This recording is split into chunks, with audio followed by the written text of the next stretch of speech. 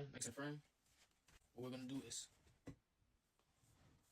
slowly put it from one side, drop them one side, and then let it drop and trickle to the other side. I don't know if you see that. Slowly. And this is all in an effort to avoid air bubbles. This is all in an effort to avoid air bubbles. We don't want to redo this. Now that I have it all over the bottom of the teeth, I'm going to actually turn this faceplate on. Let it shake, and so we can shake the air bubbles out. You hear that vibration? That's not a good time. That is very much my Gentai plate shaker doing his job. I'll try to put it close as possible so you can see it.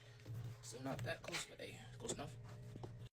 All right, you got your mold, it's all done. What you're gonna want to do, right, is you're gonna follow the gum line and just make it easier for you to see the gum line.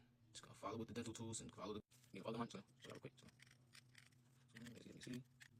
Also want to do the same for the back. All right, now if you couldn't see before, I know you can see it now. You can see clear definition of the gum line, so you know exactly where it starts. All right, we have two ways of stopping your wax from sticking to your mold, because it will stick to your mold when you start your waxing process.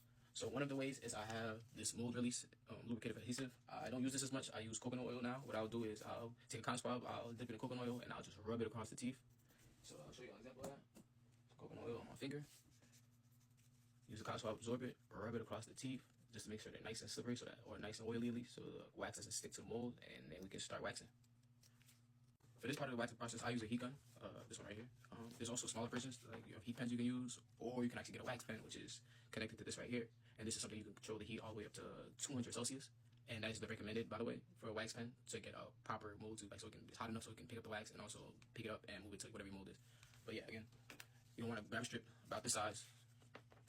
This is actually on the smaller end, but it's only because I'm used to doing it for so much. But you'll grab a large piece, right? Actually, no, I'll cut a piece for you guys.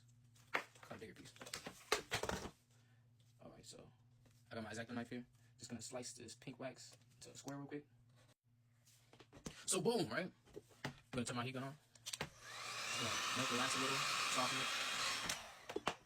Now it's a little soft, right? Don't need to put too much down, because this right here, the pink wax kind of on the thicker end too. It's also way softer, I recommend dough wax or some of get you a brick of this blue jewelry wax.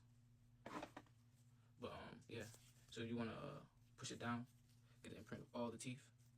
It's still pretty hot now, the wax, so it's way easier to move. I'm probably gonna have to heat it up again because you can already see it's taking the imprint of the teeth. You don't want to make it too thin. You use your dental tools again, right?